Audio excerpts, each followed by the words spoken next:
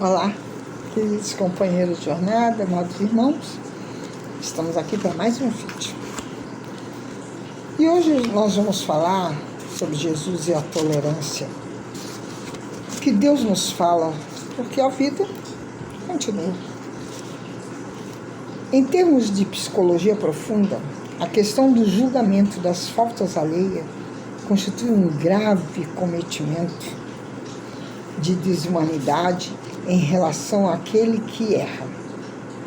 O problema do pecado pertence a quem o pratica, que se encontra a partir daí incurso em doloroso processo de autoflagelação, buscando mesmo que inconscientemente liberar-se da falta que lhe pesa como culpa na economia da consciência. A culpa é uma sombra perturbadora na personalidade, responsável por enfermidades desprezíveis, causadoras de desgraças de vária ordem. Esculpida nos painéis profundos da individualidade, programa por automatismos os processos reparadores até para si mesma. Toda contribuição de impiedade mediante os julgamentos arbitrários gera, por sua vez, mecanismos de uma futura aflição para o acusador. Julgando as ações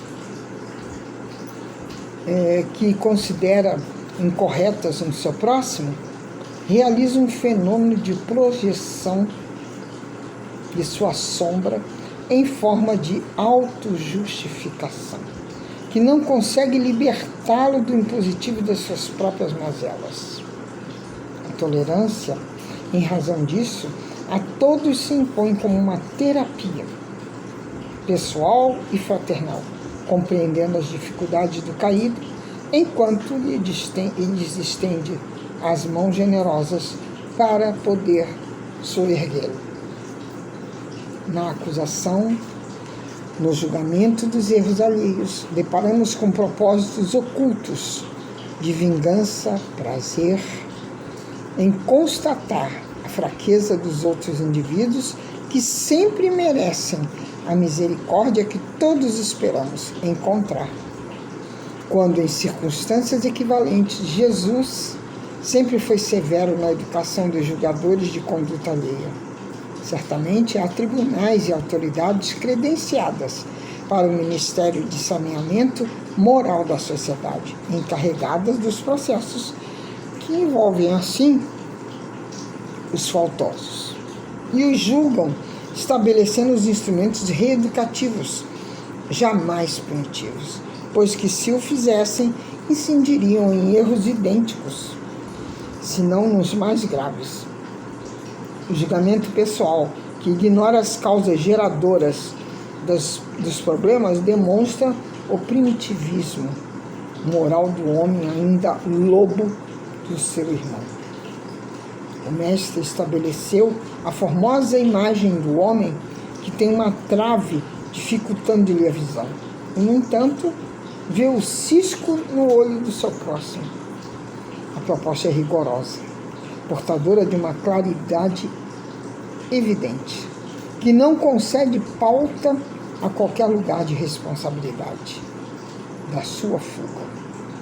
Ele próprio, diante da multidão aflita, equivocada, perversa, insana, ao invés de a julgar, tornou-se de compaixão e ajudou-a. Naturalmente, não solucionou todos os problemas, nem atendeu a todos como eles o desejavam. Apesar de tudo, compadecidos amou, envolvendo-os em ternura e ensinando-lhe as técnicas de libertação para adquirirem a paz. Sempre o nosso Mestre Jesus, um grande psicólogo, médico de almas, psiquiatra e tanto mais. E é por isso que o homem sussurrou: Deus, fale comigo. E um passarinho cantou. Mas o homem não ouviu. Então o homem gritou: Deus, fale comigo. E trovões e raios apareceram no céu, mas o homem não notou. O homem olhou em volta e disse: Deus, deixe-me ver o Senhor. E uma estrela brilhante apareceu, mas o homem não percebeu. O homem gritou: Deus, mostre-me um milagre. E uma vida nasceu, mas o homem não reparou. Então o homem clamou em desespero: toque-me, Deus, deixe-me saber que o Senhor está aqui. Ao que Deus o tocou suavemente, mas o homem espantou a borboleta que pousara no seu ombro. Isso é um grande ensinamento de que Deus está sempre à nossa volta, nas coisas que nem imaginamos, nas pequenas e simples como nas grandes e complicadas, até na nossa era eletrônica e computadorizada. Durante uma era glacial muito remota, quando parte do globo terrestre esteve coberto por densas camadas de gelo, muitos animais não resistiram ao frio e morreram, indefesos por não se adaptarem às condições do clima hostil. Foi então que uma grande manada de porcos espinhos, numa tentativa de se proteger e sobreviver, começou a se unir e a juntar-se mais e mais. Assim, cada um poderia sentir o calor do corpo do outro. E juntos, bem unidos, agasalhavam-se mutuamente, aqueciam-se naquele inverno rigoroso. Porém, vida ingrata, os espinhos de cada um começaram a ferir os companheiros mais próximos, justamente aqueles que forneciam mais calor, aquele calor vital, que era questão de vida ou morte, e afastaram-se feridos, magoados, sofridos. Dispersaram-se por não suportarem por mais tempo os espinhos dos seus semelhantes. Doíam muito, mas essa não foi a melhor solução. Afastados, separados, logo começaram a morrer congelados.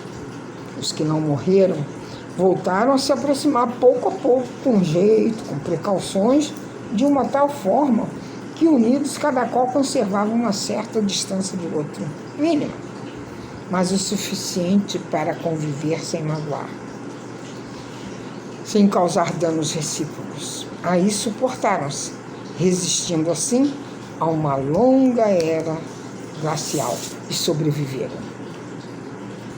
Então, companheiros queridos, aprendemos que a vida continua.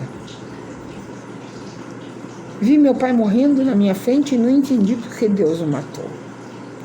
E decidi em diante, não mais acredito em Deus. Frases como essas são uma constante. Quando não conseguimos entender o fenômeno da vida e da morte, revoltamo-nos contra Deus. Como a criança se revolta contra a mãe, quando esta lhe obriga a bater um remédio amargo, a beber. A ideia falsa de um Deus perverso e caprichoso, que mata uns antes dos outros, que castiga alguns e privilegia outros, que dá riqueza a poucos enquanto muitos vivem na miséria, é a responsável pela revolta de muitos. Concebendo um Deus temível, possuidor de todos os vícios humanos, pensamos que esse ser invisível está sempre à espreita para nos pregar uma peça. A nossa visão ainda míope, no que diz respeito às leis que regem a vida, nos faz sofrer como filhos ingratos, que não compreendem as atitudes dos pais amorosos, que têm como um único objetivo a felicidade dos seus. Enclausurados na concha do egoísmo, não percebemos que nossos bem-amados não são os únicos que saem de cena na vida física, e só nos incomodamos com Deus quando Ele mata um dos nossos. Indiferentes às leis que regem a matéria, não vemos que tudo que nasce um dia tem que morrer, ou melhor, tem que se transformar. E o nosso corpo físico também é matéria, e como tal tem que se dissolver um dia. Mas quando isso acontece, esquecemos de que somos espíritos imortais e não apenas um corpo que desaparece na poeira do chão. Fomos feitos à imagem e semelhança de Deus. E por isso mesmo viveremos por toda a eternidade. O que nos tem causado insegurança é pensar que Deus é a nossa imagem e semelhança, e que, portanto, é portador de todos os vícios humanos. Somos espíritos, e como tal somos imortais, mas para que atinjamos a perfeição, é preciso mergulhar na carne de novo para uma nova reencarnação. Ao homem é dado morrer uma vez, assegura o Evangelho, mas ao espírito não é possível a morte. Um dia, num futuro ainda distante, não precisaremos mais entrar nem sair da carne, porque já teremos desenvolvido em nós a imagem e semelhança do nosso Pai.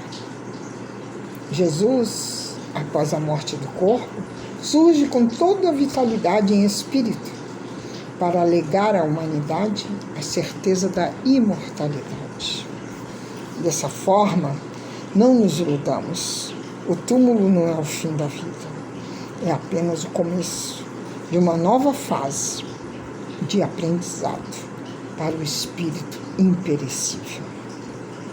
Compreendendo a sabedoria e a perfeição das leis divinas, mudaremos a nossa reação diante da partida de um ser querido.